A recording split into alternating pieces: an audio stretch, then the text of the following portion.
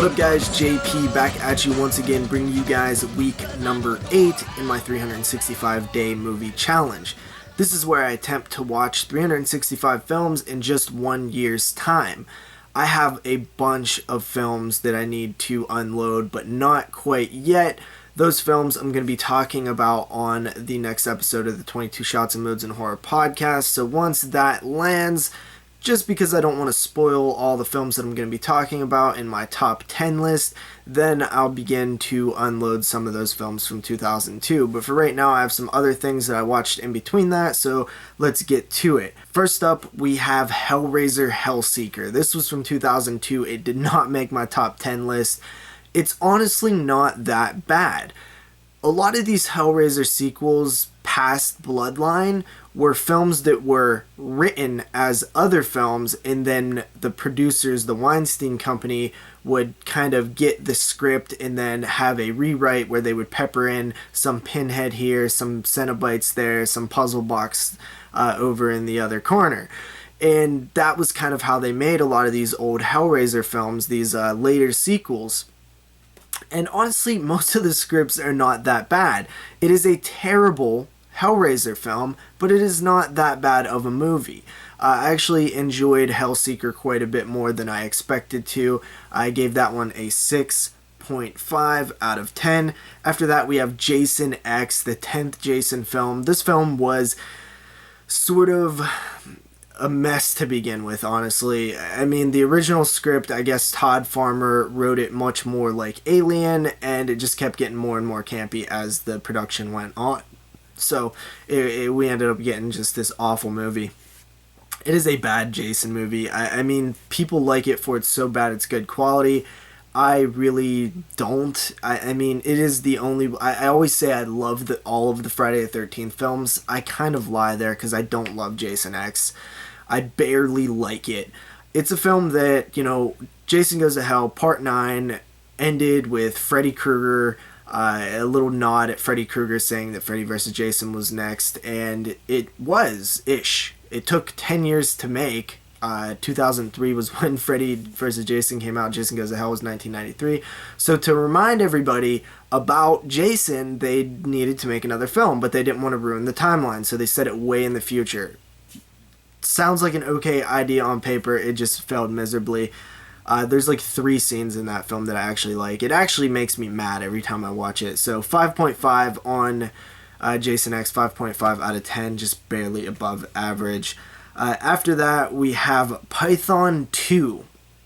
Now, this film is actually not nearly as bad as you might think. The cover is ridiculous. The snake looks ridiculous. The acting is just average at best. The effects are below average. I mean, by all accounts, this should be such a fail of a movie, and it kind of is, but at the same time, I find it enjoyable. This is one that I caught when it aired on the Sci-Fi Channel, and I still, to this day, say that the Sci-Fi Channel used to put more heart and effort into their films that were going to be bad films than they do now with their mega sharks and their giant tentacleitis and all that shit. I used to like old sci-fi. I looked forward to sci-fi original films back in, 2000 to maybe 2006. And since then, I can't even watch them anymore. Some people like them for the so bad they're good quality. I like the old ones for that, not this new shit. Python 2, 4 out of 10. After that, we have Phantasm from 1979. Guys, this is one of my favorite films of all time. I actually ended up watching it on VHS. Yeah, that's right. I picked it up on VHS, and I figured while I'm waiting on that Blu-ray, I have the DVD, but why not experience the film how I first seen it, and that is on VHS.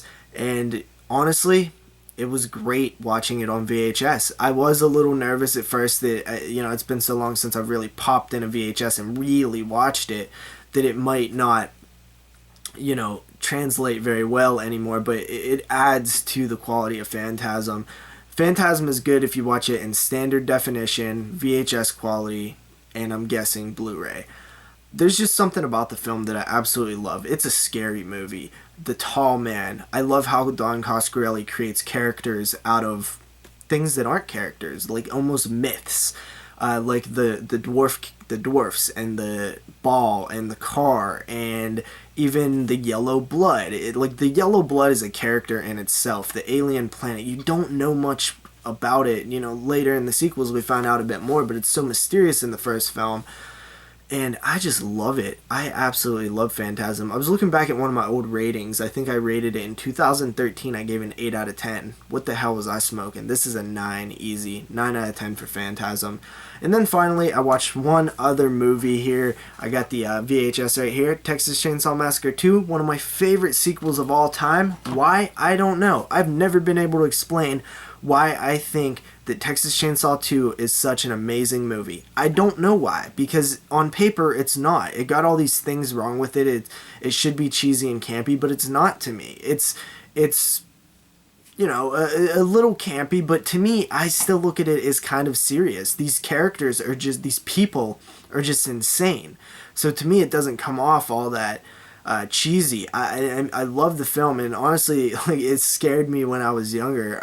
When Chop Top first is in the record store, or the what the hell am I talking about? The radio station, and he's just being creepy. You know, Bill Moseley. He's just insane. It's the same feeling I got when I first seen The Hitchhiker in the original film. Texas Chainsaw Massacre 2 is such a good movie to me, and I never am able to explain why, because there's massive amounts of problems with it on paper, but I just think that it works so well. The blending of all this different stuff is fantastic. I love the characters. I love the cook. I even love Leatherface in this film. The first Texas Chainsaw Massacre is my favorite horror film of all time. Hands down. Not even a competition.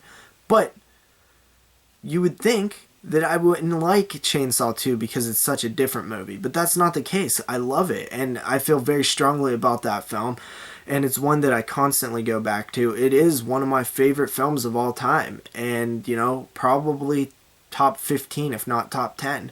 Texas Chainsaw Massacre 2 is a blast, and I always feel bad for the people who can't enjoy it. They see it as just, like, lesser than the original. They can't get down with it, you know. There's something about it that they don't connect with the way that it's presented, because it's so different from the original. But that's kind of why I like it. I love Chainsaw 2. 8.5 out of 10, and I'll see you guys next time with another part. I got a bunch of films. We're gonna be unloading like crazy pretty soon, guys. I've seen a lot more than what you guys know about, so peace.